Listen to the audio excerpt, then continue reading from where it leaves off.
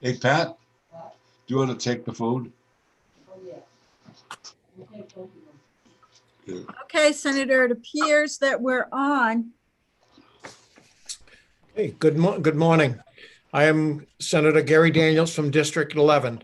Today we will be holding a meeting of the Senate Finance Committee. Appears that we're on. Oh, okay. Before we get started, I'd like to read through a checklist to ensure that the District 11. Hold Today on. we will be holding a meeting of the Senate Finance Committee. Appears that we're on. Oh, okay. Before we get started, I'd like to read through a checklist to ensure that the District 11. Hold Today on. we will be holding a meeting of the Senate Finance Committee. Appears that we're on. Oh, okay. Before we get started, I'd like to read through a checklist to ensure that the. Hold on, Senator. We'll be holding a meeting of the Senate Finance Committee. Appears that we're on. Oh, okay. Before we get started, I'd like to read through a checklist to ensure that the. Hold on, Senator. We'll be holding a meeting of the Senate Finance Committee. Appears that we're on. Oh, okay. Before we get started, I'd like to read through a checklist to ensure that the. Hold on, Senator. We'll be holding a meeting of the Senate Finance Committee. I have no idea why this is doing what it's doing. Hold on, Senator.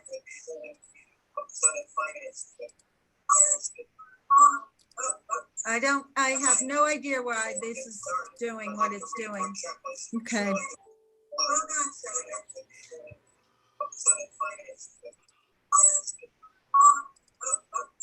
I have, Deb, do you have to be muted? I don't think so. Seems like it's fixed now. I think it's just fixed because I went off. It looks like we're still streaming live on YouTube. Yep, we are. Senator, try again. Okay. Welcome. I am Senator Gary Daniels from District 11. Today we'll be holding a meeting of the Senate Finance Committee. Before we get started, I'll read through a checklist to ensure that the meeting we are holding is in compliance with the right to know law. As chair of the Senate Finance Committee, I find that due to the state of the emergency declared by the governor as a result of the COVID-19 pandemic, and in accordance with the governor's emergency order number 12, pursuant to Executive Order 2020-04 and its extensions, this public body is authorized to meet electronically. Please note that there is no physical location to observe and listen contemporaneously to this meeting, which is authorized pursuant to the governor's emergency order. In accordance with the emergency order, I am confirming that we are providing public access to the meeting by telephone, with additional access possible by video and other electronic means. We are utilizing Zoom for this electronic meeting. All members of the committee and selected legislative staff have the ability to communicate contemporaneously in this meeting through this platform, and the public has access to contemporaneously watch and/or listen to the meeting on Zoom or YouTube and via phone by following the directions and links provided on the General Court website. We have provided public notice of the necessary information for accessing the meeting in the Senate calendar. We are providing a mechanism for the public to alert the public body during the meeting if there are problems with access. If anyone has a problem, please email remotesenate, that's one word, at leg.state.nh.us or call 603-271-6931. In the event the public is unable to access the meeting, it will be adjourned and rescheduled. Please note that all votes taken during this meeting shall be done by roll call vote. Finally, let's start the meeting by taking roll call attendance. When each member states his or her presence, please also state where you are and if anyone is in the room with you during this meeting, which is required under the right to know law. I will call the roll. Is Senator Reagan on? He is not on. Okay, absent at this time. Senator Hennessy. Good morning. I'm Senator Erin Hennessy. I'm at my home in Littleton. My family is in the house with me and may come at the room at any moment. Thank you. Senator Gaida. Senator Bob Gaida, in my home in Warren, New Hampshire, representing District 2. My grandson and daughter are upstairs and may transit the room at some time. Okay, Senator Morse. Senator Morris, I'm in my office in Concord and I am alone. Senator D'Alessandro. I'm Senator D'Alessandro. I'm in Manchester at my home, and my wife is in the house. Senator Rosenwald. Good morning, Senator Cindy Rosenwald from Nashua. I'm at home and I am alone in the room. Thank you. And I am Senator Gary Daniels. I am at my home in Milford and I am alone. Okay, our first order of business this morning, I would invite you to join me in the Pledge of Allegiance.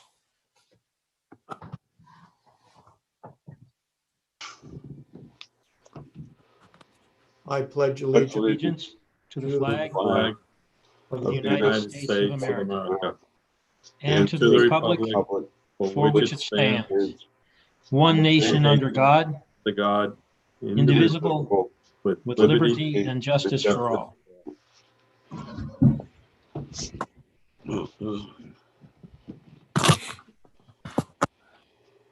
And Senator Daniels, I do see Senator Reagan. He was in the attendees column, so I'm going to bring him in. Okay.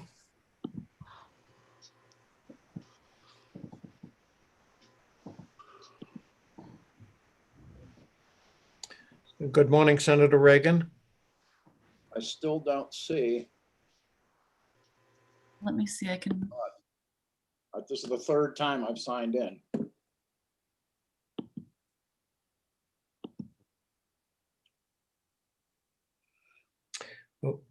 We do have you, we do have your audio.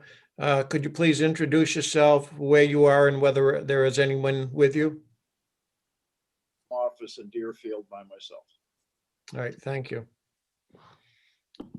We'll continue to work on trying to get you video. In the meantime, our first bill up this morning is Senate Bill. I got it. I'm in now. Thank you. Good to see you. Senate Bill 73, and we'll call upon the sponsor, Senator Susie.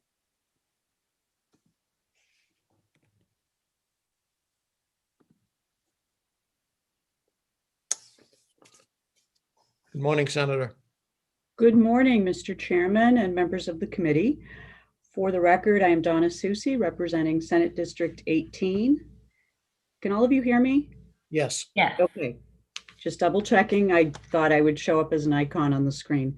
I know it's a rough morning. I am here today to bring forth Senate Bill 73 FNA. The reason it comes before you is because there is a $1 appropriation. But let me first begin by asking those of you that have a paper copy of the bill to strike out section 1. And for those of you that have an electronic copy, if you just make a note. When I introduced the bill, I had sent it back to OLS, signed off on it because it was a late bill subject to redraft, asked for that first section to be deleted. I had actually met with representatives of the New Hampshire Housing Finance Authority and told them that that section would be deleted. That section essentially would sort of put the cart before the horse. And I want instead to create a working commission that will work on this important issue. So essentially what the bill would do is to create a commission to bring stakeholders to the table to work on the issue of more affordable energy costs. Now, affordable housing in general is a bipartisan issue. We've worked on that issue last session. There are many bills in for us to continue working on that issue. Here in New England in particular, we do have a lot of older housing stock. A lot of it is not energy efficient. And we also have a vacancy rate that is one of the lowest in the country, which contributes to driving up costs. And if you couple that with high electric and heating costs here, it makes it really challenging, particularly for low-income people in this state. So the bill would establish a commission to bring together stakeholders to study green housing and sources for retrofitting and improving that housing stock here in New England, targeted to those that are low income. As you see, we have a fairly diverse group of stakeholders, but most importantly, people that could potentially benefit from the program, people that actually do the work, and certainly representative of the utility industry as well as New Hampshire Housing Finance Authority, a CAP that already does this kind of work. There is some of this work going on here in the state, but the agencies that I spoke with said that it's happening on a small scale basis, and the need far exceeds what we are able to service at this time. So the bill would establish the commission. The commission would do its work through November to establish a program. The reason for Section 2 of the bill putting $1 in is because we are in a budget year, and it always helps to have a placeholder in the event that the commission's work results in the need to establish a fund. So for those reasons, I have brought this commission before you. As I said, I do apologize that Section 1 was left in, should not have been there. Be happy to provide an amendment, and I would be happy to answer any questions that you may have. Thank you, Senator. Are there any questions from the committee? Senator Gaida? Thank you, Mr. Chairman, and thank you, Senator Susi, for bringing forth this bill. I go down to Section 3 of the bill, and I note in there how to ensure that fair labor standards are upheld for all conducting green housing rehabilitation, including $15 per hour or prevailing wages, whichever is higher. Would that not work counter to the purposes of the bill, trying to lower costs, and yet we're going to jack up the price by using a prevailing wage model? Well, Senator, I would argue that the bill also has the purpose of creating jobs in this economy.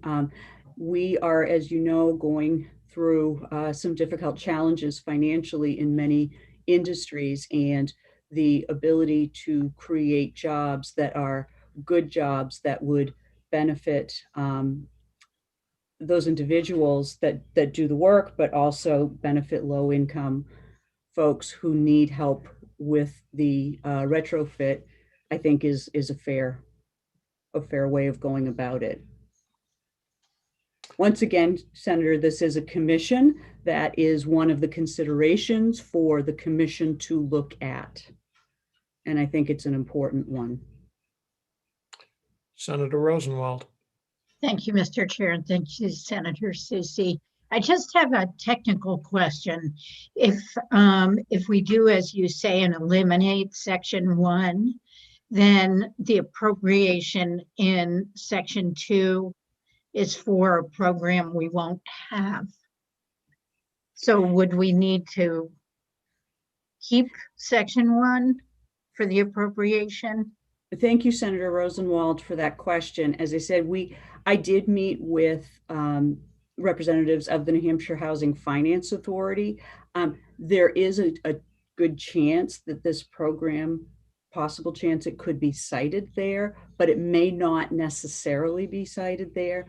But it is, as I said, a placeholder at this time for the budget process. So I don't think that we need to have the program established in the Housing Finance Authority in order to establish a placeholder for a potential income stream later on. Okay, thank you. Senator Gaida. Thank you, Mr. Chairman.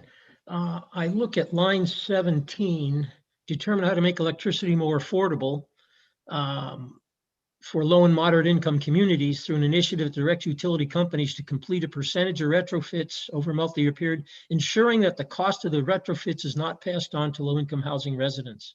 So how would we propose to subsidize those? Who's going to pay those costs? That would be part of the work of the commission, Senator Gaida. And that's why the duty is crafted just that way, to look at the overall cost structure. And that's why there is a representative from the utilities industry, as well as public members and those that do the work. they would be looking at a potential source.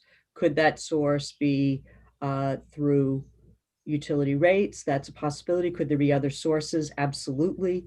That is the goal of the committee and the work of this commission. Follow up? Follow up? Thank you, Mr. Chairman. Would you not agree, Senator, that regardless of where the purported source of funds will come from, it is going to come from other ratepayers? And while low-income folks may deserve a break, I have a problem with moderate income people paying their electric bill. Mine is not low either, but I managed to pay my own. Again, I think that's problematic because at the end of the day, no matter what happens, it's coming out of the other ratepayers in the state. Well, Senator, thank you for that question. I would suggest that it would be good to let this commission move forward to do that work and do that analysis to determine if, in fact, this would be moving costs over to anyone else. Further questions? I have one. Senator Susie, you mentioned that there are other entities that were also looking at this. Can you identify them, please? I'm sorry, Senator. I believe in your testimony, you mentioned that there were other organizations or departments, entities. Yes, I'm sorry, I misunderstood your question, Senator Daniels. Certainly, there are some entities that currently do some retrofit. There are some CAPS organizations that do weatherization now. This would look to include those smaller entities into a larger scale process. I think what I was trying to get at, Senator, is although there is some weatherization and some retrofitting occurring to create energy efficiencies, it is limited at this time. And the demand, given our older housing stock here in New England, far outpaces the ability to do these in a more succinct way to better ensure energy efficiency. Okay, thank you. Any further questions from the committee? Seeing none, are there any others in the attendees that wish to speak? So we did have a few people who signed up to testify. Should I go to the first? The Okay. next one. Yep. So first we had Josie Pinto. So I will allow her in.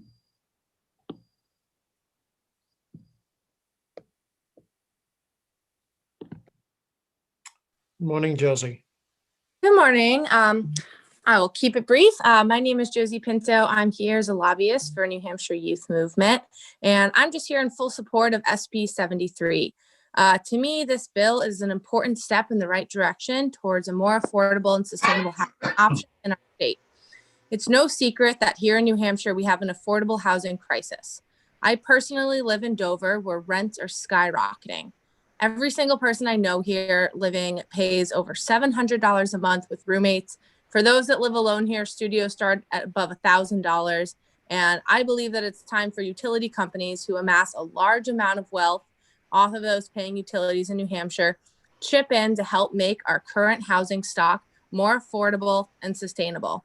I also just want to quickly mention that the climate crisis is right at our door, especially here on the Seacoast, where we know about the threat of the rising sea levels in our housing stock. So I am in full support of any legislation that is going to make housing more affordable and sustainable for the long run here in New Hampshire. And I think that this bill is a great step in that direction. So just wanted to voice my support for this bill. Thank you so much. Thank you. Any questions from the committee?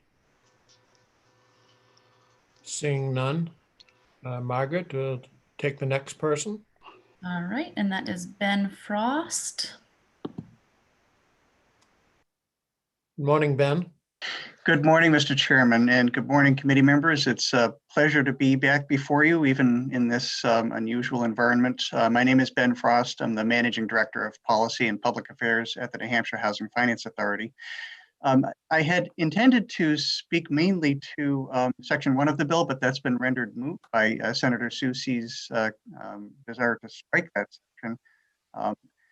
I would note that we'd be happy to serve on any commission that the legislature chooses to put us on. I'm fond of saying we do what you tell us to do. We are a creature of state statute. And we do have a lot of experience in on the multifamily side in doing green energy, energy efficiency. So as one of our threshold standards for design and construction of the low-income multifamily housing that we finance, we require these developments to be done at least to Energy Star standards. In our competitive financing for the federal low-income housing tax credit, we also offer additional points for projects that are built to net zero or passive house standards. And we have a number of those projects that have been completed across the state and several others that are underway and more in our current funding round. So we do have quite a bit of experience in this on the multifamily side. And with regard to what Senator Soucy said, with whether this initiative might be housed at New Hampshire Housing or another entity, we're not set up right now to do what might be characterized as single-family retail lending. We are, in essence, an aggregator. So we work with approved lenders and originators across the state who do the face-to-face interaction with consumers when they're seeking to buy a home and get a mortgage to achieve that.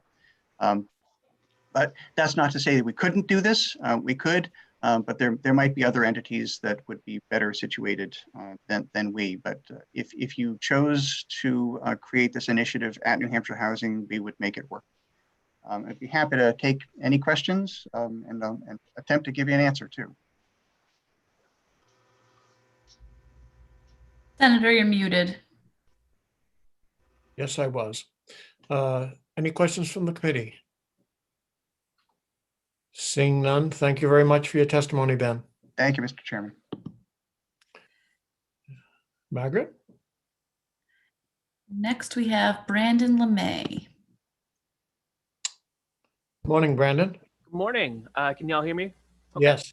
All right, perfect. Well, thank you so much. My name is Brandon LeMay, and I'm speaking on behalf of Rights and Democracy, New Hampshire, as their housing justice organizer. I'm speaking in support of Senate Bill 73. First off, I just want to praise both Senate Republicans and Democrats for prioritizing housing as a priority. I think we know that it's the most beneficial for the workers of New Hampshire, but also the businesses of New Hampshire as well, that we have a workforce that can be adequately housed. And that they are not spending, an exorbitant portion of their income on rent. So therefore, we can afford to spend money at local businesses. And that brings me back to why I support this bill. We face many challenges in New Hampshire in regards to housing. And I believe this bill is a great step in the right direction towards remedying some of these challenges. And actually, I was just thinking as I was walking my dog this morning around the north end of Manchester, I'm reminded that a huge part of New Hampshire's charm, is those old Victorian homes and colonial homes that we find, scattered throughout every region in the state. I'm sure at least one of you lives in one of these types of homes. And I just absolutely love them. However, as a renter myself in New Hampshire, I've struggled when I rented an older home in Bedford around 2016, where I had to pay the oil bill as part of the lease. And being built in the early 1900s, this home was not well insulated. And between the 4 roommates that were there, we were paying $180 a month for oil during the coldest months. And it was a huge burden on us as renters. There are also problems with old leaky pipes, some wiring that wasn't quite safe. And this particular landlord didn't have a lot of money to make the necessary repairs, and we ultimately were forced to move out due to these unsafe conditions. So by passing Senate Bill 73, we're going to get the stakeholders together to really assess, how can we address these problems, and that, we can begin to identify some of the problems without necessarily, throwing any sort of money at the problem yet.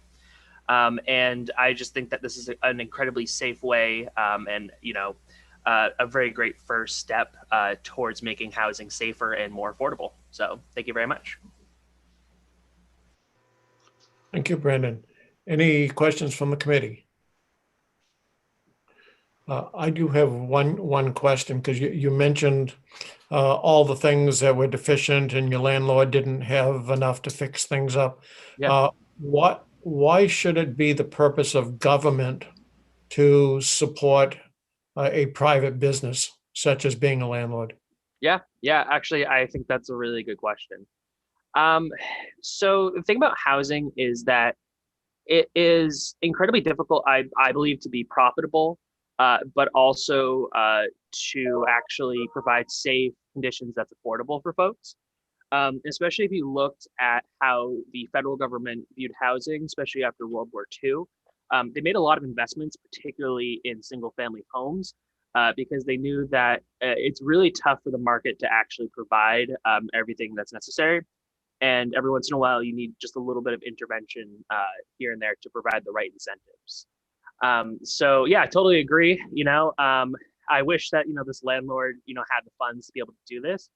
But the alternative is that, we have just, a house sitting empty during, a housing shortage, that's not safe for people to live in. And it's really just in the best interest if we can get people into safe houses. Okay, thank you. Mhm. Any further questions? Seeing none, thank you very much for your testimony, Brandon. And next we have Haley Jones. And Haley, I don't see your name. If you could virtually raise your hand, or if you're on a phone, if you could dial *9. Okay, we can come back to Haley. Next, we have Infinity Sandifer. Good morning, Infinity. Having me. So my name is Infinity, and I am speaking on behalf of myself as a poor single mother. But I also work really closely with the National Union of the Homeless and Vermont Workers Center and a few other organizations that deal directly with poor and needy folk. And as somebody who is currently standing in a subsidized apartment, I'm feeling 24-degree weather coming through my sliding glass door in my living room.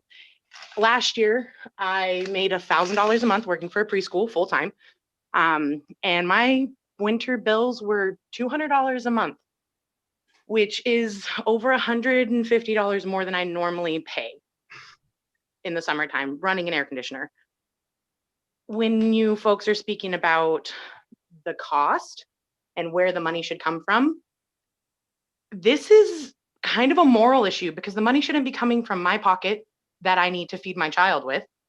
The money shouldn't be coming out of, the limited amount of funds that I have to provide and, do the best I can as a human being just trying to survive. Like I said, live in subsidized housing. And so my rent is based on my income.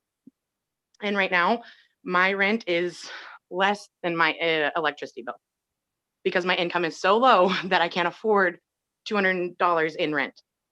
I support this bill because I really need to figure out a way to survive in this economy.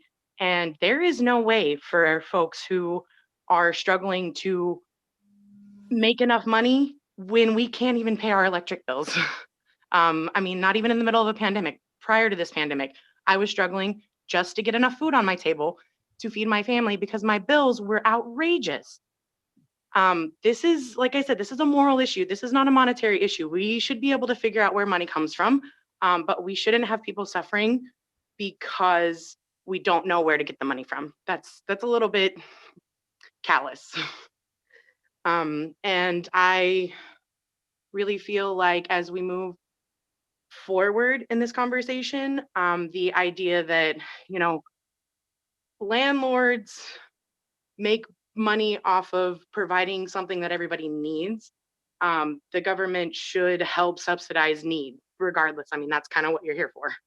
And so saying that it's a private business is kind of also a little bit callous. There should be ways for landlords to make sure that their housing is safe. And that is what the government is for, is to make sure that we are safe. That's really all I have to say. Thank you for your time. Thank you. Any questions from the committee? Seeing none. Thank you very much for your testimony. Margaret? Next, we have Jessica Margison. Okay. And I believe, Margaret, I think I still see Josie's hand still raised in the attendees, if that could be lowered. Okay. Thank you. Good morning, Jessica. Good morning. My name is Jessica Margison. I am a volunteer with GSOP. I help tenants with their help them advocate for them. So I go into a lot of low income housing. The majority of the housing, 90%, is all low income. So I can tell you that a lot of these cities, we're in New England, we're a beautiful old area of our country. So we have a aging housing stock, just naturally in New England. We have a shortage of low income housing. So being involved with the Affordable Housing Task Force recently in Manchester, we identified how much low income housing we would actually need and what we can actually afford. And there's a huge disparity in those because what we actually need, we cannot physically attain. We don't have the money as a country to actually put thousands of low income housing in cities right now. So what we can do is take our aging housing stock and find ways to help it along until we get there. So this is kind of like a good bridge gap. We are currently spending money, our federal money is going to fuel assistance already. So this could actually save money for the federal government because the money that's already being spent could be allocated to more people if they're actually saving money on the fuel. So in the long run, it helps everybody. It's going to make safer housing stock in the older cities. It's going to increase low-income housing. And a lot of our landlords are small mom and pop ones in town that only have one or two places and don't have the credit or the availability to invest in something like that. So it's not just helping, it's also investing in keeping our aging cities going. But I see as tenants right now are having to triage their necessities. Do I need food now? Do I need heat now? Do I need water now? What's the one I need the most? I know in my house, it's almost the place I rent, it's almost 200 years old. I have to filter all my drinkable water. So any water I'm using for my coffee pot, my cooking, stuff like that, I have to filter it because of what's coming out in the pipes. And it's not anything in the house, it's aging pipe stock. Lead is a huge thing in Manchester and some of the surrounding cities. There are still lead pipes to find and get rid of in town. We're still coming up with that problem. And I can't tell you the amount of places that I go in and the windows, there's so much money just being wasted because of the windows and the insulation. Currently, they come in with weatherization with fuel assistance. They put a bunch of holes in the wall and it's filling. It helps, but that's pretty much people's weatherization options right now is that and new windows. And it's on a grant program and it's limited. So something like this would be great to open up. Thank you very much, Jessica. Any questions from the committee? Seeing none, thank you very much. Have a good day. Thank you. And next we have Jamie Bemis. And Jamie, I don't see your name. If you could virtually raise your hand, or if you're on a phone, if you could dial *9. Okay, I don't see Jamie, but we do have Asma Alhouni who has her hand raised.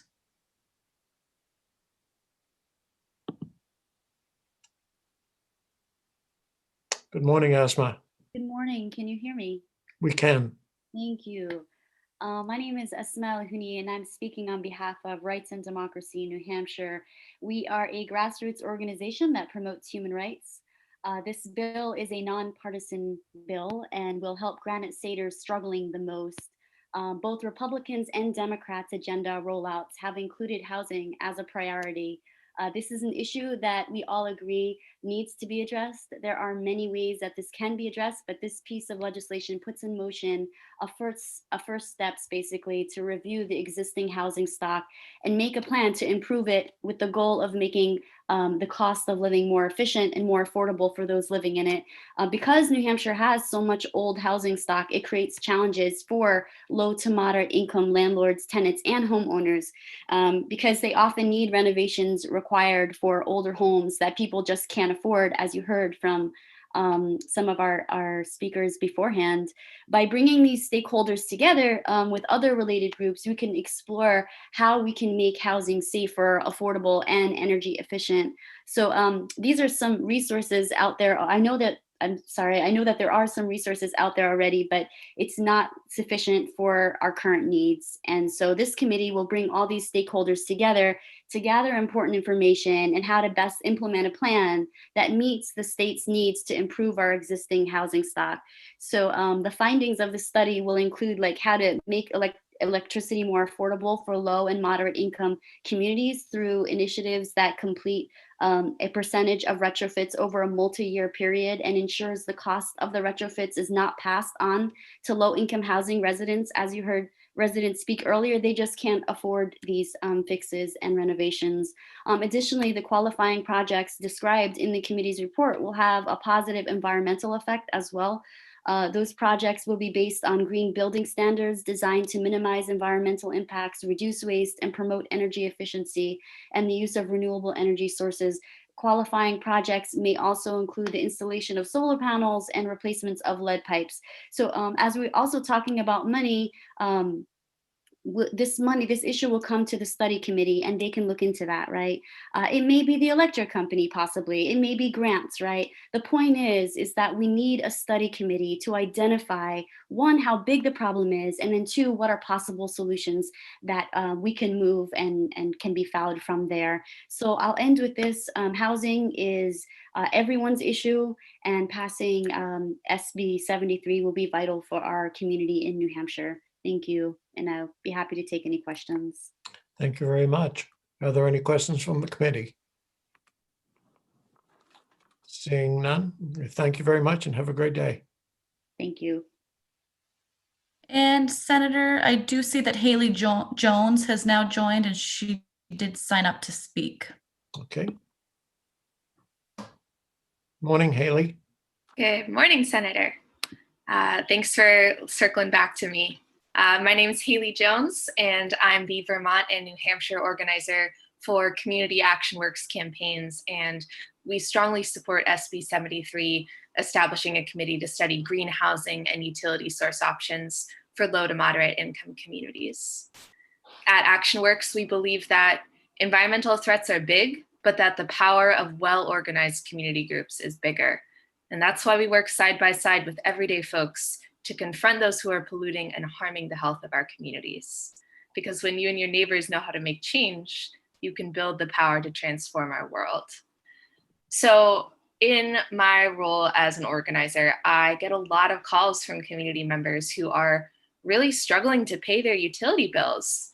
But unfortunately, clean alternative energies and energy efficiency programs are rarely benefiting frontline communities, the folks who really need them most. And many of our working class activists in New Hampshire deal with a disproportionately high energy burden. So they're paying higher prices per unit of energy because their homes are less efficient. So when we're talking about a greener future for the Granite State, we envision people of all income levels being able to purchase clean energy, cover their utility bills, and stay healthy and safe in the places where they live, work, and play. And that's why we at Community Action Works are coming out here to support SB 73, mapping out that strategy for the development and expansion of green housing initiatives in New Hampshire. Because we think, putting in rooftop solar panels and doing environmental remediation projects, building microgrids, replacing lead pipes in frontline communities is not only going to increase the safety and efficiency of low and moderate income housing communities, but also going to provide that really important job creation to help us recover from the pandemic-induced recession in our state. So I'm asking you all, please support SB 73 in order to find green housing alternatives for low to moderate income communities. Your constituents are asking you to protect their health and act on climate, so it's up to you to shape this more equitable future. And thanks so much for having me, y'all. Thank you, Haley. And I would point out to the committee that Haley has submitted written testimony that can be found in your OneDrive file. Are there any questions from the committee? Seeing none, thank you very much. And that's all I have on the sign-in sheet, but I do see a hand raised, Madeline Mignot.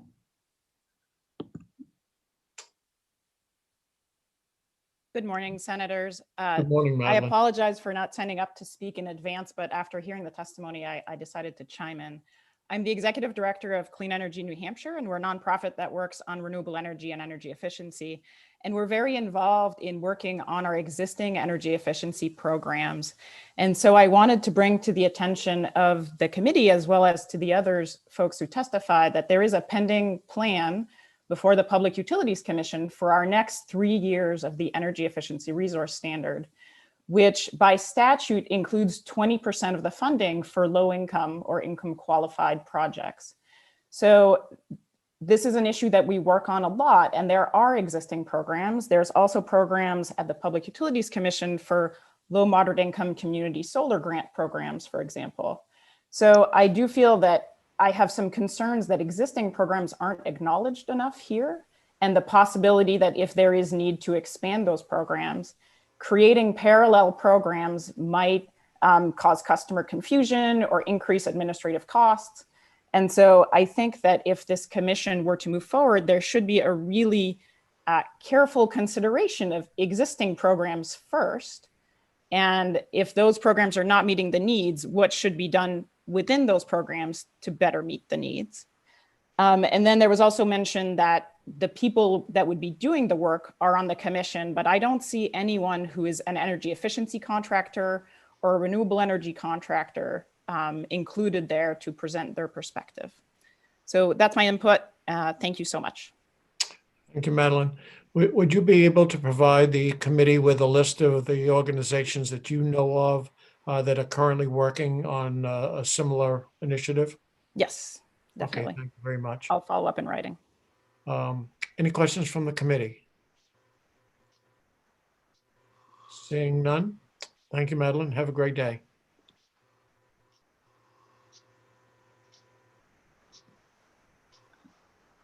No, I don't see any other names, Senator Daniels. Okay, thank you. So at this point in time, we will close the hearing on Senate Bill 73. And since we're a little bit behind, we'll open the hearing on Senate Bill 82 and recognize the sponsor, Senator Birdsell.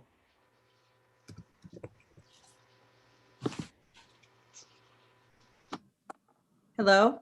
Good morning, Senator. Good morning. How are you? Doing well, thank you. Well, I want to thank the chair and the committee for hearing Senate Bill 82, and I want to apologize in advance because the puppy has just woken up, so she'll probably be barking. But Senate Bill 82, this bill was presented last year and passed the Senate Education Committee. It was sent actually to the Finance Committee. It was supposed to be sent to the Finance Committee. The committee had proposed an amendment that was to be taken up at session the week after the legislature shut down in March of 2020. Unfortunately, when the language was folded into the omnibus bill, the language used was the Senate Education version and not the language that was supposed to go to Senate Finance for the Senate Finance amendment. It didn't come to my attention until the dairy schools were trying to put their budget together and Department of Education let them know that the spending was authorized, but the appropriation was not. And this bill is just to correct the situation. This bill makes whole those school districts who went from part-time kindergarten to full-time, and it also includes the appropriations for years 2020 and 2021. I'm hoping that the individuals from dairy and other other municipalities that are affected will be here to speak on the bill. So I'll conclude my testimony so they can speak, and I'll offer any, take on any questions if you have. Thank you. Are there any questions from the committee? Seeing none, thank you very much. Thank you. Have a great day, guys. Thank you. And we do have Caitlin Davis. Good morning, Caitlin. Good morning. For the record, I'm Caitlin Davis. I'm a director at the Department of Education. I oversee school funding, including the kindergarten grant program. Senator Birdsall just did a phenomenal job explaining the technical challenges with this bill and some of the issues that the department has had implementing this program in the last year. So I'm here for any other questions that the committee might have. Okay, thank you. Are there any questions from the committee for Caitlin? Senator Hennessy. Thank you, Mr. Chair. Thank you, Caitlin, for joining us today. I do have one question. The numbers that are in the fiscal note, are those the numbers that are the department sent out in November that have lower ADMs and ADMs for free and reduced lunch because of the COVID pandemic? No, they are not. These numbers do not take into account free and reduced lunch. So this grant, the way this grant works is that on the very first year that a school district is to start full day kindergarten, because adequacy runs 1 year behind, they do not receive funding for the kids in that full day kindergarten program in the very first year. So the intention of this program is to provide a startup grant to those districts in the first year alone. So this program is solely based on the number of kids that showed up for kindergarten. So there's no free and reduced lunch differential or anything. It provides an additional $1,855 per kindergarten kid on the very first day of a new full day kindergarten program. So after year one, so in year two and every year thereafter of a full day kindergarten program, school districts are just reimbursed through the adequacy funding formula. Senator Rosenwald.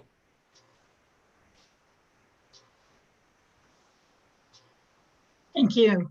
I just want to just confirm the language before us is what was Senate Finance amendment from last spring. Yes, I believe it is. Thank you. Further questions? Seeing none. Margaret, do we have further testimony? We do not who have signed up, but if anybody wishes to speak, you can virtually raise your hand. I do not see anybody, Senator. All right. Thank you. With that, we will close the hearing on Senate Bill 82 and open the hearing on Senate Bill 77. Recognize the sponsor, Senator D'Alessandro.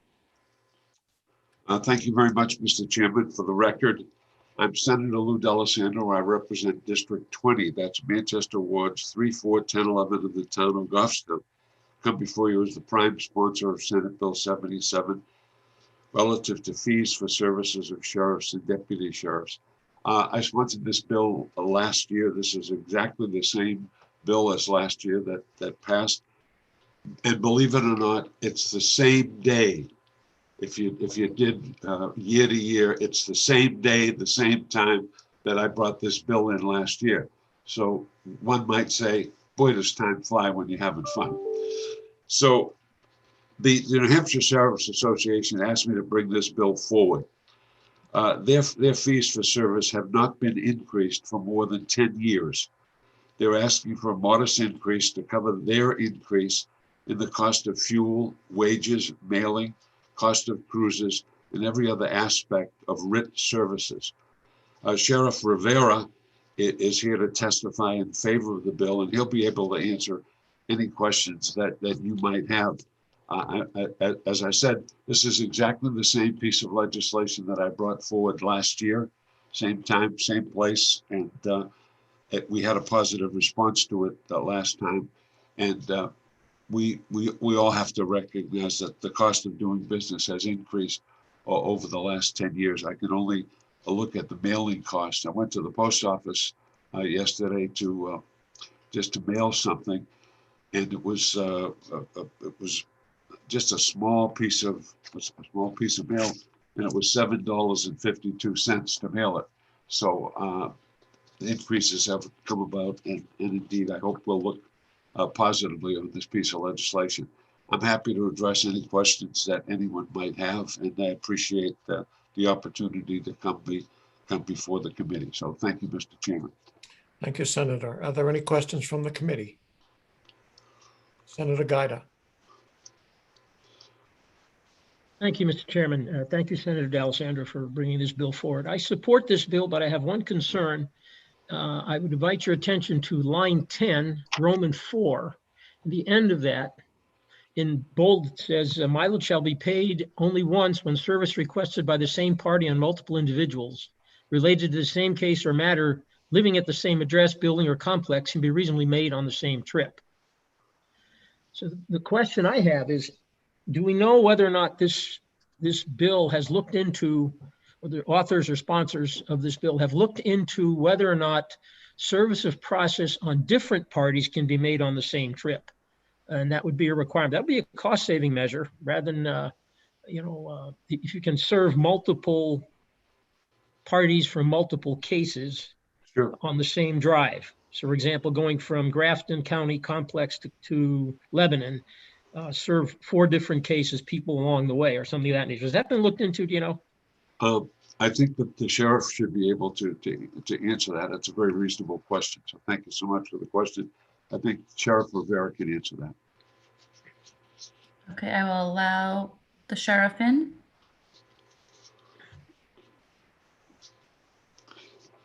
Good morning, everyone. Morning, Sheriff. Good morning. Would you like me to answer the question? Just provide my testimony first. Yeah, why don't you answer the question first? That'll keep it together. As to regarding the mileage, there are occasions where we might go to a home and serve multiple parties at that home.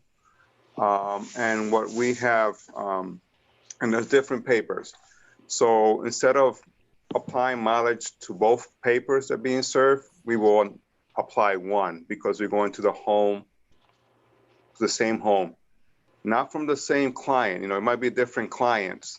Then we'll apply the mileage again because it might be served on a different date or a different time or somewhere else. But if we go to the home of someone and it's from the same client, then we won't charge one mileage. That's what the practice has been. But if it's from different clients, typically we're not that lucky enough to have multiple papers going to the same person by multiple clients to serve. Follow up. Senator Gaida, you are on mute. Thank you. Sheriff, thanks for your answer. I'm not sure I phrased my question appropriately. If you have, let's just say from Grafton County, the Grafton County Sheriff has processes to serve on people in Warren and then Romney and then Plymouth. So is there any requirement or any policy proviso that would only charge perhaps for the farthest, or do we charge each of those the full cost of the service? In terms of most of the service coverage is mileage and wages, and you're only using one person and one trip. I'm looking for ways to make it more efficient. I don't know if there's any policy initiatives within the sheriffs that might address that issue. No, they'll get charged the one mileage from the office to the address, regardless of whether we might be going out serving multiple papers throughout the county. Each party, each paper has a mileage attached to it from our office to where it's being served. The difficulty with that would be is we wouldn't know how to figure out how to apply the mileage and to who to charge the mileage, because the person who is going to is asking for the services will have to determine whether they're going to, if it's an attorney for a client, who are they going to charge for the mileage, So that's and that's what we kind of deal with right now. It's from home base, sheriff's office to the address. Some of them require multiple attempts. Some of them might be just left up at the home if they're avoidable. But we don't have the way you asked, Senator Guerra, we don't do it that way. Okay, thank you. Thank you. Sheriff, did you want to give your testimony? Sure, thank you. My name is Eli Rivera, and I'm the sheriff for Cheshire County, and I'm here representing the Sheriff Association to testify in favor of Senate Bill 77 relative to the services of sheriffs and deputy fees. We're asking for a minor increase in service. These fees have not been increased since 2010, and inflation has raised the cost of fuel, wages, mailing, cost of cruises, and every other aspect of writ services. The costs have been all absorbed by taxpayers in each county, and as sheriffs responsible for these services, we feel it's time to increase the fees to share some of the costs with the actual entities that are using these services. The average increase is very minor, $5 per service, and the postage increase will reflect a better cost to mail some of the packets that we actually receive and need to return. This will offset the cost from the taxpayer to the person requesting the service, and there is a mechanism in place for people who need this service to seek an exemption upon motion to the court to have the fees waived. We feel the proposed increases are modest, and we ask that you find this bill ought to pass. And like Senator D'Alessandro said earlier, this bill as presented had already passed the Senate on a voice vote on March 11 of 2020. I hope you consider the passing of this bill. Thank you. Thank you. Any further questions from the committee for Sheriff Rivera? I guess I just have one. Since this is a county function, why should not it be the expense at the county level as opposed to the state? I'm not sure I understand the question. The expense is actually to the person seeking to have the services done. Okay. Okay, got it. Thank you. But actually, let me follow up on that. It's for the person having the services done, but yet our fiscal note kind of indicates that the expenditures are less than $10,000. Is there any expense at all to the state? In the event the court does waive the fees for service, the court assumes the payment, assumes the liability of paying for the fees. That's where that $10,000 I think comes into play. When the court does waive the fee, then they will assume the liability of paying the fees. Okay, thank you. Senator Rosenwald. Thank you, Mr. Chairman. Thank you, Sheriff, for taking my question. It's sort of along the same lines as Senator Daniels. This bill, the fiscal note says there's an increase in revenue to the counties of $400,000. And my question is that offsetting increased county costs that we're not seeing? Or is this just additional revenue to the counties? It kind of helps offset the costs for the services that we have to do. We still have an obligation by statute to provide these services. And like the Senator D'Alessandro said earlier, there hasn't been an increase in over 10 years. So I have to hire people to provide these services, provide them with the vehicles to provide these services and anything attached to that service. So it does offset the cost of providing the services to some degree, but I don't think it offsets 100%. Thank you. Senator Hennessy. Thank you, Mr. Chair. Thank you, Sheriff. I just want to comment or question on your last comment where you said it doesn't offset the total cost. Just to confirm, the changes in this will not generate more revenue than expense. This is just to offset the expense. Is that correct? Correct. I don't, if we were to do a true comparison, I don't think it will offset the total cost. It just will help Thank you. offset some of the costs. Further questions from the committee? Seeing none, we thank you, Sheriff, for your time. Thank you. And I don't have anyone else signed up, but I do have a hand up, Marissa Chase. Good morning, Marissa. Good morning, Senators. Thank you. And I apologize for, I wasn't expecting to testify today, but I just wanted to hop on to Senator Gaida's comment about that addition to, I'm trying to find the line, Senator. Mileage shall paid only once. So starting at line 10, Roman 4, that was actually included as an amendment to Senate Bill 77 last year at our request, and the Sheriff's Association was very, happy to work with us on that. So our attorneys are typically, I represent the New Hampshire Association for Justice, a statewide professional association of about 400 attorneys, and our members are typically the ones paying the service fees when they have to serve papers for clients in New Hampshire. Sheriffs are the folks that carry out that function. So our members are the ones paying the fees. And I understand that this is not a common practice by any means, but in a few instances, I heard from some of our members that they were getting charged for mileage twice to the same address, saying they're serving, say if they're serving papers on a husband and wife that live in this at the same location at the same time for the same trip on the same case.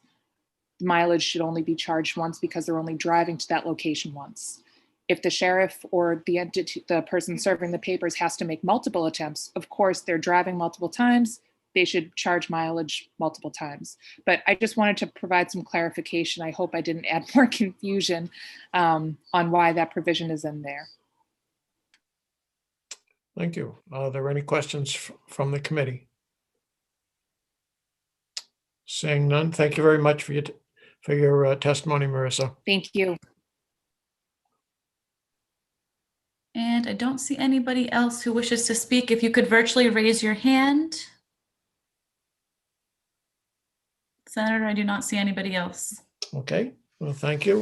With that, we will close the hearing on Senate Bill 77, and we will open the hearing on Senate Bill 72 and recognize the sponsor, Senator Rosenwald. Thank you, Mr. Chairman and colleagues on the committee. For the record, I'm Senator Cindy Rosenwald, representing District 13, which is 6 of the 9 Nashua wards.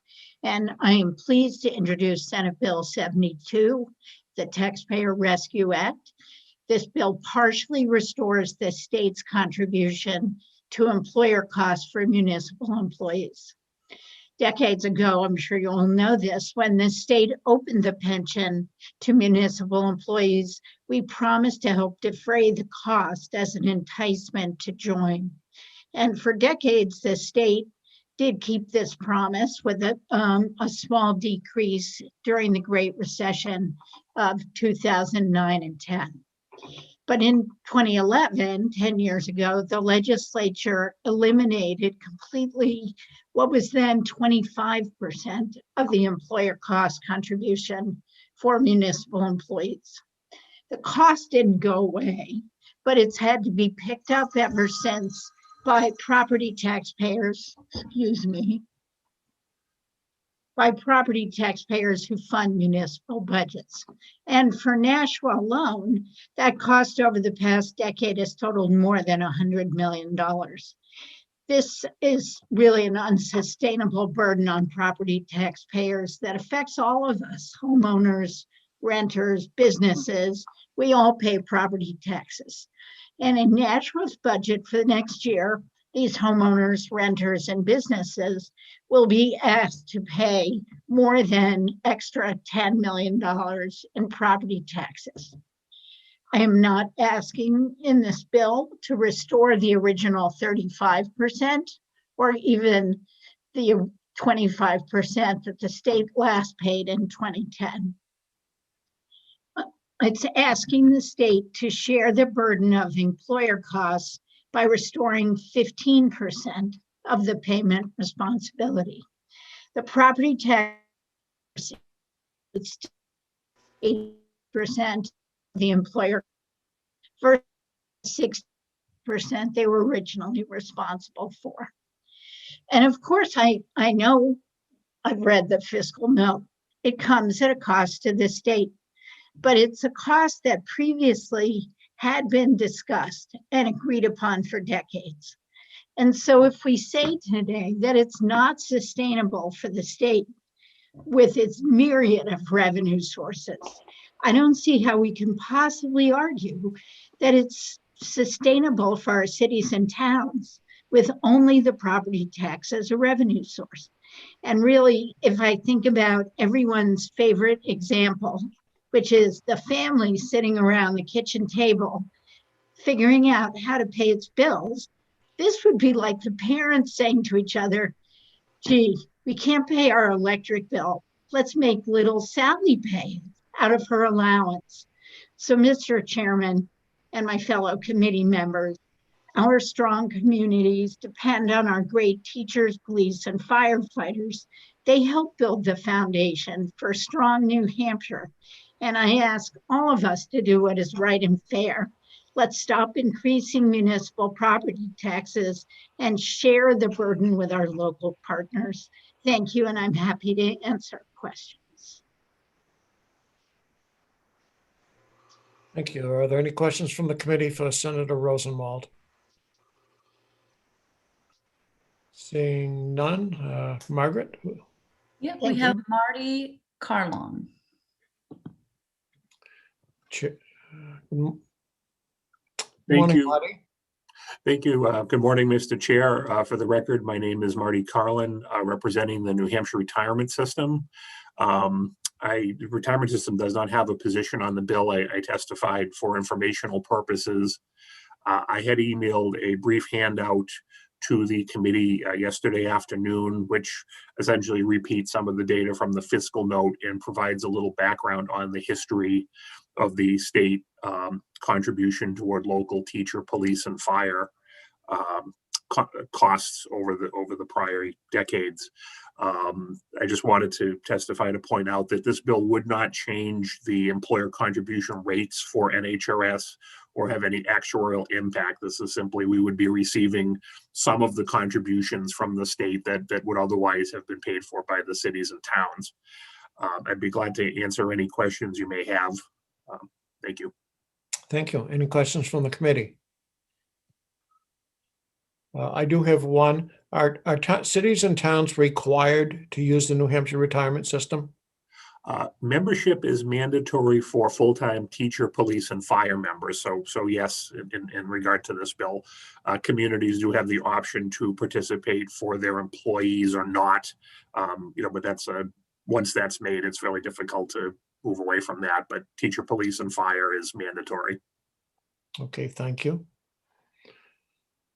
Seeing no more questions from the committee, thank you very much for your testimony, Marty. Thank you. Next, we have Nikki Forty. Good morning, Nikki. Good morning. Can everyone hear me okay? Yes. Great. Thank you so much. My name is Nikki Forty. I am a resident in Litchfield. I am also vice chair of the Litchfield Budget Committee. And I'm pleased to speak in support of SB 72 today. Not going to rehash everything that Senator Rosenwald said. However, just that this is definitely something, the lines for retirement contributions when we go over our town's budget, the just exponential increase in my neighbors and my property taxes to fund the retirement contributions, it's that level of growth is not sustainable. It's gotten to the point where we have had to have very serious conversations and difficult decisions, sacrificing needed things for our town and our schools in order to not overburden the taxpayers. It's gotten to the point where in our discussions and in presentations, we are told, well, the budget committee cannot do anything about this. You need to go to the state. You need to lobby at the state level. And that's why I'm here today. You know, I'm always trying to search out solutions and what makes sense for myself and my neighbors and the people I care about. And this bill is a step in the right direction.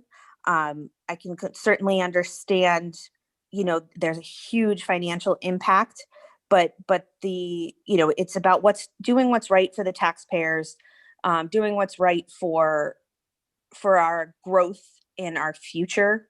And I don't see this, I really don't see this as a partisan issue. You know, we've got a healthy mix of Republicans and Democrats and independents and everything like that on our committee this year.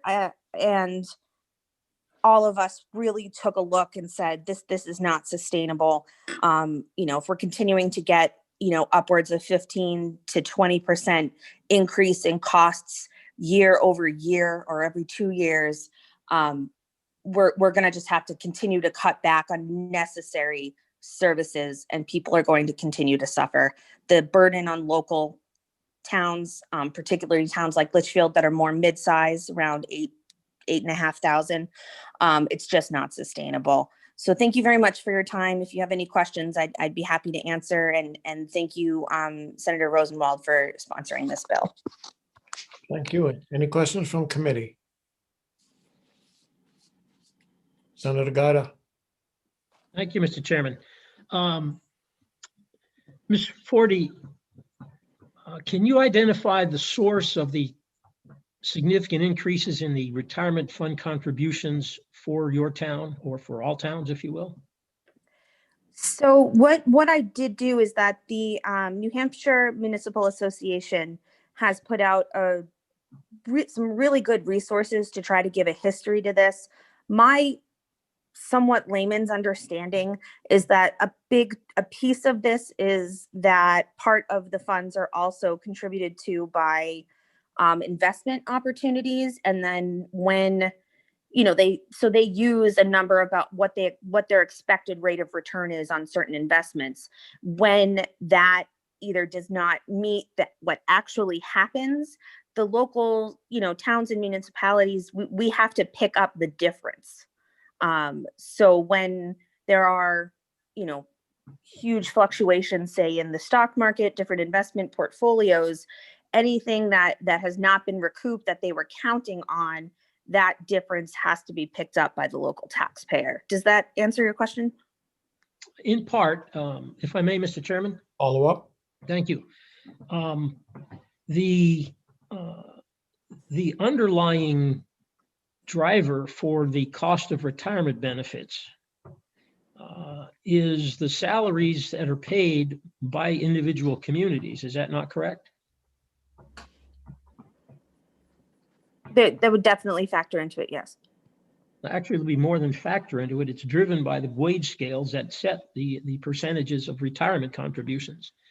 And as difficult as it is, I live in a very small town, and we are dealing with the very same issue. But at the end of the day, the real driver behind these increases is the wage scales that have been set. And I don't know that it's necessarily appropriate for the state to pick up the cost differential for communities that are paying wages that are significantly perhaps higher than they can afford. Would you agree? I mean, sorry. Go ahead, Nikki.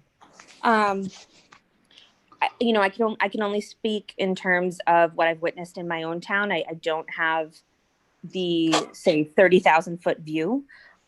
We have been fairly strict at keeping, on the municipal side of things, less than a 3% increase, and some of the wage scales are part of collective bargaining agreements. There are quite a few things that go into that we also have attempted to keep those costs down. But I can tell you, you know, just on the teacher's side of a district, you know, like Litchfield, we have a little over 1,000 students, so not terribly huge. But I mean, just the increase in retirement contributions in one fiscal year was over $400,000. And then on the municipal side, if you are a town that has a tax cap, we have a tax cap on our municipal side. that makes it even more difficult to be making any kind of changes or responding to any growth in town when so much of that is taken up by an increase that has been shifted from the state down to the municipalities. Your point is well taken. That is one way of trying to reduce the intensity of these increases, trying to get a handle on wages. But there's a lot more that goes into that unfortunately is beyond what someone could do on a budget committee. Thank you. Senator Rosenwald. Thank you. Nikki, thank you for being here.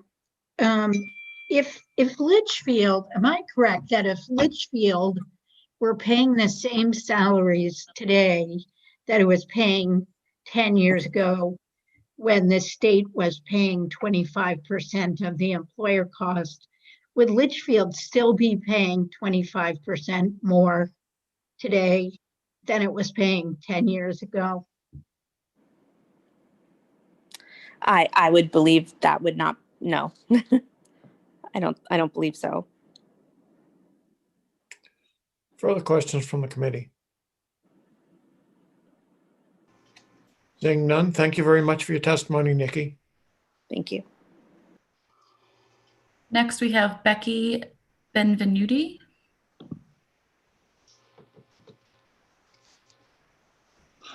Morning. Good morning. Can you hear me okay? Yes, we can. Thank you, Mr. Chair, and good morning, members of the committee. For the record, I am Becky Benvenuti, Government Finance Advisor for the New Hampshire Municipal Association, and I am here to testify in support of SB 72, restoring the state's share of employer costs for police, teachers, and firefighters has been a longstanding policy of NHMA. And I think it is important to reiterate Mr. Carlin's response that while most political subdivisions in New Hampshire also participate in the retirement system for their employee members, participation is mandatory under statute for police, fire, and teacher members. The state's contribution, which was originally 40% in 1967 when joining the system before being reduced to 35% in 1977, was also mandatory. The legislation amending the statute in 2011 to eliminate completely the state's 35% share for police, fire, and teacher employer costs has had one of the largest fiscal impacts upon municipalities in decades. In just the 8-year period from 2013 to 2020, the elimination of the state share has amounted to an increase in the employer contribution costs required to be paid by political subdivisions of over $720 million. The retirement system's original $5.89 billion unfunded liability is amortized over a 30-year period ending in 2039. 80% of that amount is required to be paid through the employer contributions. Up until 2013, the state shared with political subdivisions the obligation to fully pay this longstanding liability. The elimination of the state's share of the employer costs has downshifted this state-level financial responsibility to the local taxpayers whose municipal, county, and local school property tax rates have all increased over the past 8 years in order to help raise the property tax revenue necessary to fund this additional $729 million in municipal, school district, and county employer costs, which are mandatory for police, firefighters, and teachers. And although a 15% contribution, estimated to be $53 million in fiscal year 2022, according to the fiscal note, would restore less than the state's original 35% share, which would be estimated to be $123.62 million. This bill does provide significant and much needed relief to political subdivisions and would help offset the major rate increase, which becomes effective July 1st. So for all these reasons, we respectfully ask that you vote in favor of SB 72. Thank you. Questions from the committee? Seeing none, thank you very much for your testimony, Becky. Thank you. Next, we have Dennis Corrigan.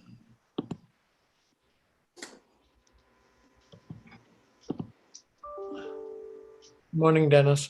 Good morning, Mr. Chair and other members of the committee. Can you hear me? Yes. Thank you for hearing my testimony. My name is Dennis Corrigan, and I'm testifying as a member of the public opposed to Senate Bill 72. I'm a retired pension actuary and worked in an insurance company where I set the prices for our group pension clients. Later, I worked in an actuarial consulting firm as a group pension consultant to 25 clients with responsibility for installation, amendment, and statutory valuation of pension plans. I'm a fellow Society of Actuaries retired and member of American Academy of Actuaries retired. I served on the New Hampshire Decennial Retirement Commission as a public expert member in 2017, having been appointed by the governor to this group that studied the New Hampshire retirement system and recommended legislative changes. Frederick Bastiat said, "The state is that great fiction by which everyone tries to live at the expense of everyone else." I oppose Senate Bill 72 because, in my professional opinion, there are important public policy reasons that pension plan sponsors should not be subsidized by outside entities. If SB 72 were implemented as drafted, the economic cost of pensions for employees of the town of Pittsfield would be partially borne by taxpayers of the city of Concord via subsidy in the New Hampshire state budget and vice versa.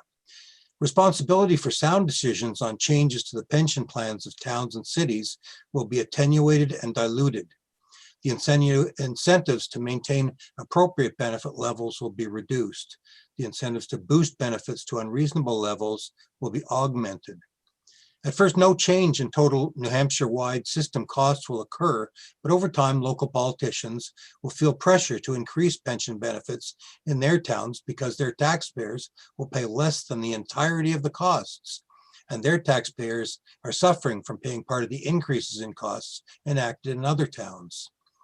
I think I heard Chair Daniels in an earlier remark this morning about sheriff fees refer to the principle that county expenses should be borne at the county level, not by the state. The same applies here. By shifting the costs away from those who, by their hiring and human resources decisions, create and modify these costs, we'll weaken the incentives to keep these costs under control. Shifting costs does not reduce total system costs. Shifting costs provides incentives to increase costs. The title of this bill, if enacted, is Taxpayer Rescue Act of 2021. But this misguided attempt at rescue tosses a boat anchor to a drowning man. Additionally, in future, it'll be much harder for the state legislature to resist calls to increase the share borne by the state from 15% to a higher percentage than it is to resist now calls to increase it from 0% to 15%. Thank you for considering my testimony. Thank you, Dennis. Questions from the committee? Seeing none. Thank you. Have a great day. You too. Next, I have Neil Kirk, and I don't see a Neil Kirk, but I see a Helen Kirk. If you could virtually raise your hand if that is you.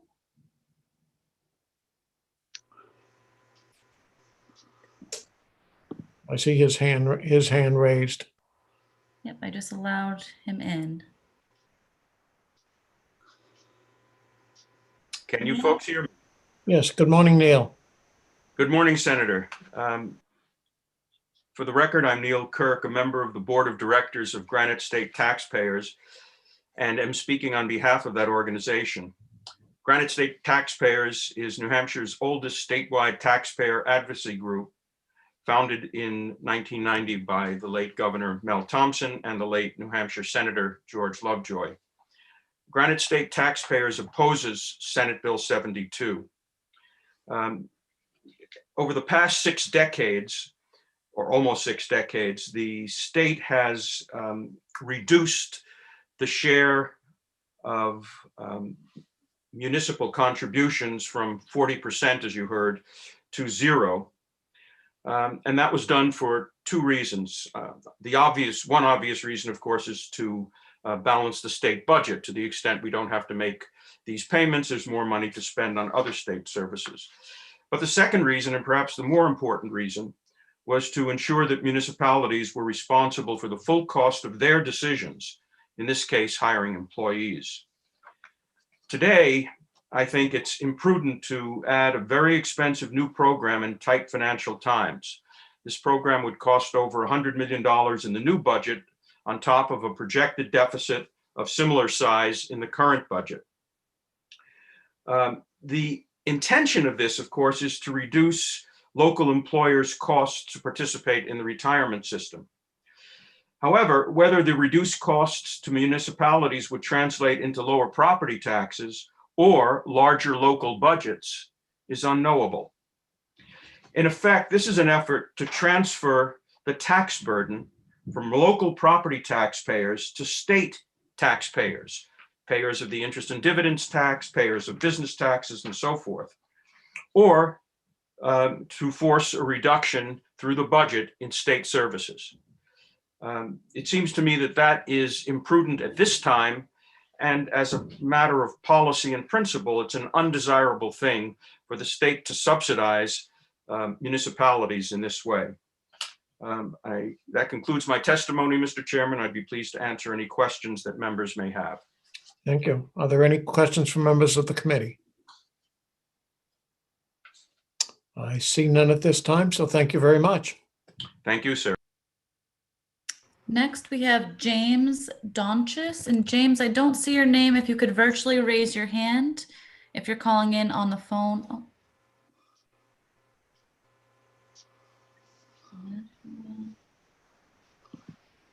Mr. Donchis is the mayor of Nashua.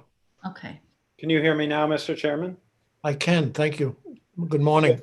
Well, thank you for having us, and I want to thank Senator Rosenwald for sponsoring this bill.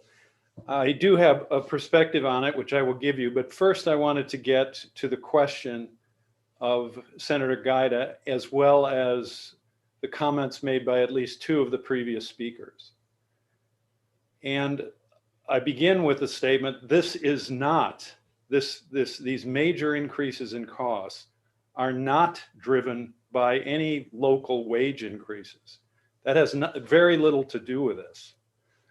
If you talk with Mr. Carlin or Mr. Lagos from the New Hampshire retirement system, they will tell you that 80%, now I'm going to say this again because it is so extreme, really. 80% of the money we're paying in now is to recapitalize or build up the assets of the retirement system.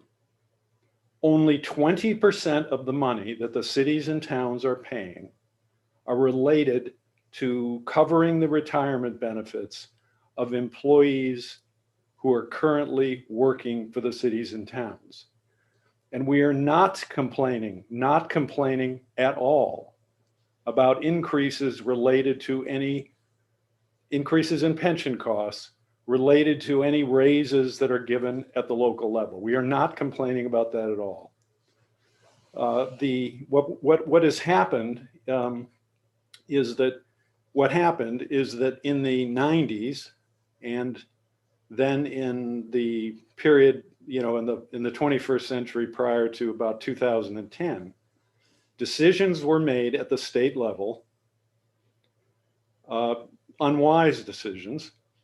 Municipalities did not make these decisions, did not participate in them, which caused the retirement system's percentage of the percentage of ultimate long-term liabilities that could be covered by the current assets of the system, which are about $10 billion, to decline to somewhere around 60%. It used to be 100% funded, and as a result of these decisions made at the state level, it was discovered around 2010 or a couple of years before that, that actually the system then was only around 60% or 50-some% funded. So all of this has to do with, so since that time, there has been a legislative mandate to go to 100% funding. And the only way to do that is to collect more, far more than is required to pay for the pensions of current employees. And as I said at the beginning, Mr. Carlin will tell you, Mr. Lagos will tell you, 80% of the money we're paying in is for this recapitalization. Now, the reason that we're before you right now is, of course, this has all been going on for a long time, but another decision made at the state level is causing a big bump, big increase, as you heard from the Ms. Forty from Litchfield, a big increase from the current year to next year. And the decision that was made at the state level that is causing this big increase was the decision by the New Hampshire retirement system to increase the assumed rate of return on the pension assets from 7.25% to 6.75%, which means that you have to get more money from the cities and towns to recapitalize the system. If we were, if the system were 100% funded, this change, from 7.25 to 7.25 to 6.75 would really wouldn't be that significant. But because we're paying, and again, we're paying 5 times what is required to meet the costs for current employees, 5 times. When you reduce the rate of return, it has a very, very substantial effect on increasing the costs. For Nashua, and we're like all, as we had Litchfield, now we have Nashua. This affects all cities and towns, no matter how small, no matter how big. Everybody's got teachers, fire, and police. Nashua's cost is going up $4 million, unrelated, 4.4 million, unrelated to increases in wages. There's an increase, of a 2 or 3% based on wage increases, no problem. That is a number that I'm not even talking about. 4.4 million in our case is an increase related to the reduction in the assumed rate of return as a result of unwise decisions made at the state level some years ago. So I hope that clarifies the point that this is, sort of being caused by the cities and towns. It is definitely not. And, we could, Mr. Carlin and Mr. Lagos clearly, I just heard them testify about this yesterday. They would reiterate the 80%. I've heard them say it before. This happened a few years ago. This has been the case for a long time now. So going back to the beginning, the cities and towns, of course, are a victim of 2 things. First, victims of a broken promise.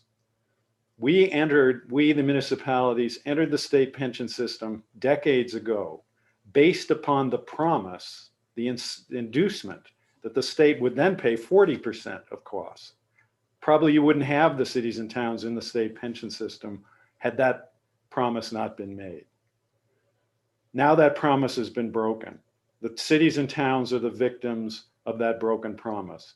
And we are the victims of mismanagement of this system, bad decisions that were made at the state level in the 90s and in the first part of the 21st century. So again, and I say that again because 80% of the money we're paying in right now is based upon not wage increases we're giving today or anything like that, based upon decisions made at the state level 10 to 20 to 30 years ago. So we need relief. We're in the middle of a pandemic. Costs are going up. We cannot afford to, in our case, again, I'm giving you Nashua's numbers, but this affects everyone. I've been on calls with mayors. It affects Berlin, Manchester, Keene, and all the small towns as well. You heard from Litchfield. So we cannot, we're in the middle of a pandemic. This is raising costs for us. It's reducing revenue. We cannot afford to be hit by these major increases right now. We need your help.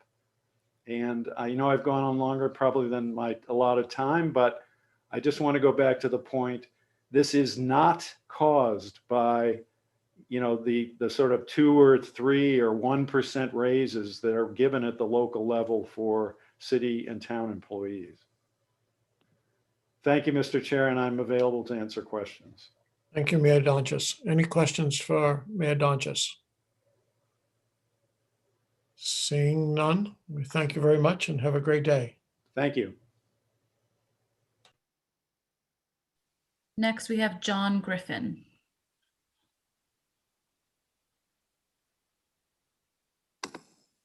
Morning, John. Good morning, Mr. Chairman and members of the committee.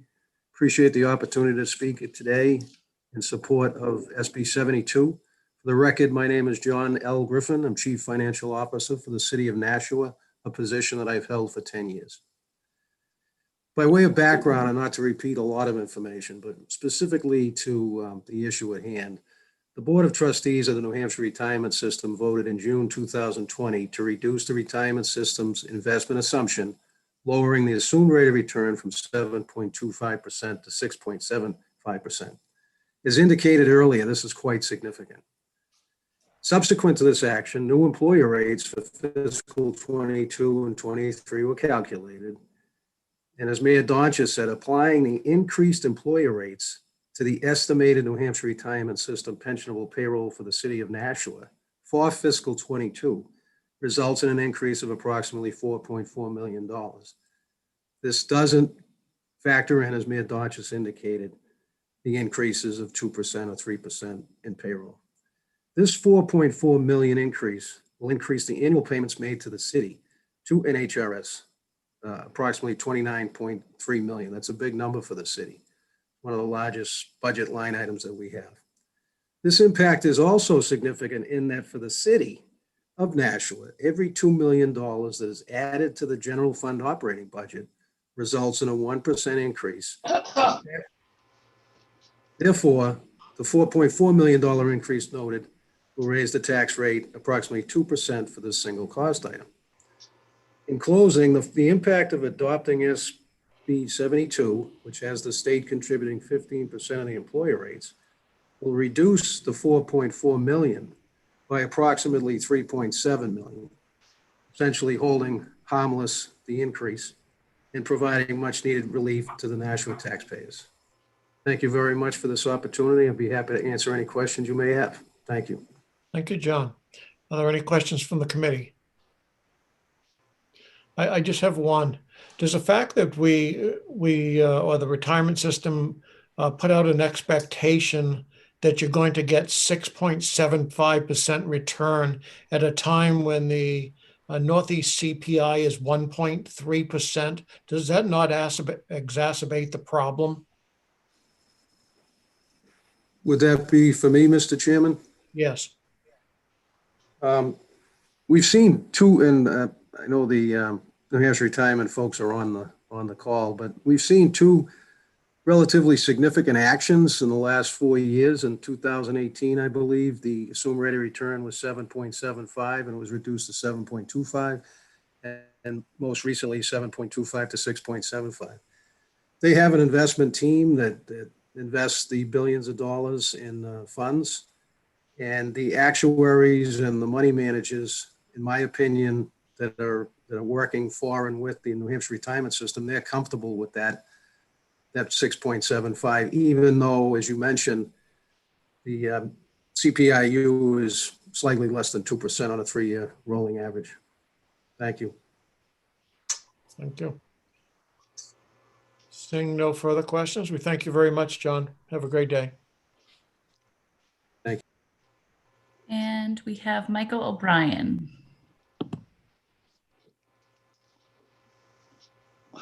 Good morning, Senators. I'm Representative Michael O'Brien. I represent Nashua District 36, Nashua Ward 9.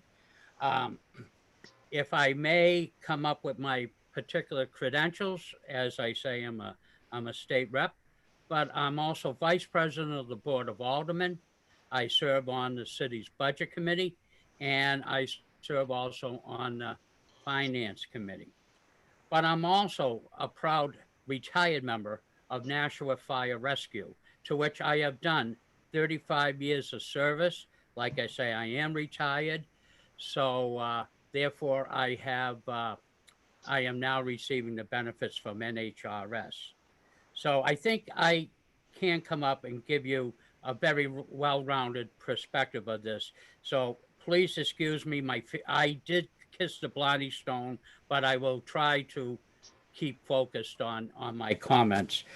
The thing is, you got to remember, the promises made, promises kept is a very worthwhile statement, because that's exactly what happened. The goal of 1967 has not been maintained in the year 2020. It has now cost the citizens of Nashua an awful lot of money. I feel I speak to you as a representative of, by virtue of the city of Nashua residents paying their taxes as a Granite State taxpayer. When we raise the $2 million mark, raises the tax rate 1%, by this pension issue goes up to 4.4 million. That's 2% just for the pension. If you look at the labor end of it, or you look at the municipal budget, this doesn't give us a lot of money to really plow around into certain things that we need to do. It also can be used inadvertently to weaponize of what you want to pay your employees on to match the cost of living. Now, Senator Guider, as much as I respect, I would like to basically point out that you say what they pay in salaries to this people has directly affected the pension liability. I don't believe that's so. The case in point, everybody who's a member of the retirement system pays the percentage. So if I had like the savings account with $5 in the account and somebody else had $10 in the account, the person with the $10 will get more interest. The employee in the city of Nashua, made a firefighter in the example, probably you think, well, geez, he gets a lot of money, but that percentile he is paying into the pension system. So it balances. You don't hear Nashua guys going out and complaining about some other communities. And you say, well, geez, why does the city of Nashua? Why does the city of Manchester? I'll have you know, in the city of Nashua, we have an engine company or engine companies that are doing close to 3,000 runs a year, 3,000 calls for service. They're quite active, okay? Now, that may not be the same in your community, and thank God for that. But in the city of Nashua, that is part of the case. And the city has determined to get qualified people who have to meet certain standards to get into that type of occupation. We compensate them accordingly. But the thing is, you got to look at it too. This is basically has been what is considered a rollback. Nothing was done to perhaps maybe identify or fix the system. All that we're talking about here is making or requesting the state to pay their fair share.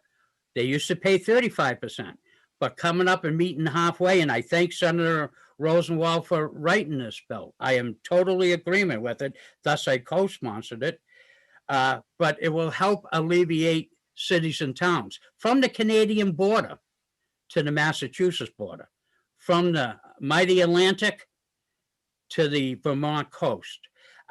Every community is feeling this pinch. This is possibly why Ms. Benuti of the New Hampshire Municipal Association is speaking for this. So I'll leave it in a nutshell. To listen to the New Hampshire Municipal Association, listen to your cities and towns. Unless you want to go out there and explain, because this is a hidden tax burden. If the state isn't paying it, somebody's paying it. And it comes down to the local municipality, which was once the state's obligation to entice people to get into this in 67, to get into this pension system.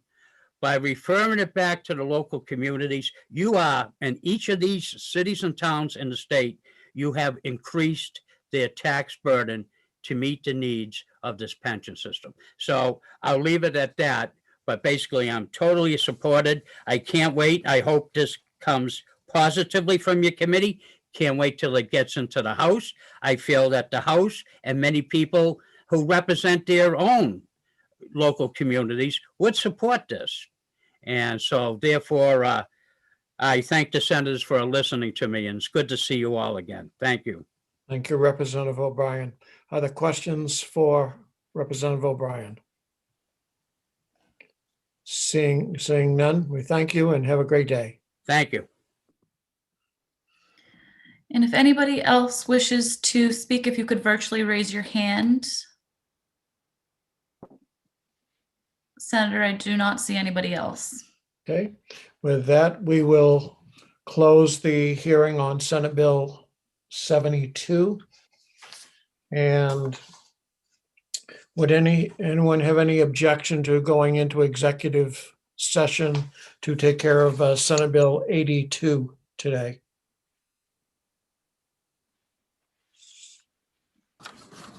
Seeing no objection, I'll look for a motion to go into executive session. So moved by Gaida. Second, Moved by Hennessy. Senator Gaida, seconded by Senator Hennessy. We'll take a vote. Senator Reagan?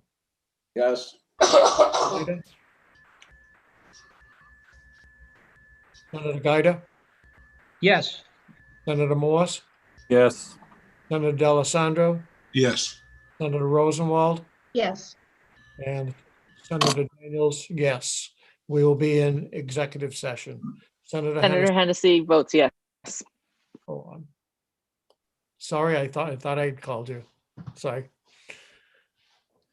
So we will be in executive session. Is there a motion regarding Senate Bill 82? Gaida moves OTP, ought to pass. Second. Senator Gaida moves ought to pass on Senate Bill 82, as seconded by Senator Rosenwald. Any discussion? There being none, we will call roll. Senator Morse's hand is up, sir. I was gonna move on to pass, so. Oh, okay.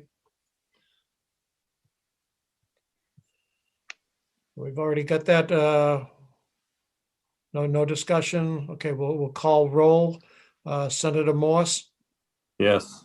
Senator Hennessy, Yes. Senator Gaida, Yes.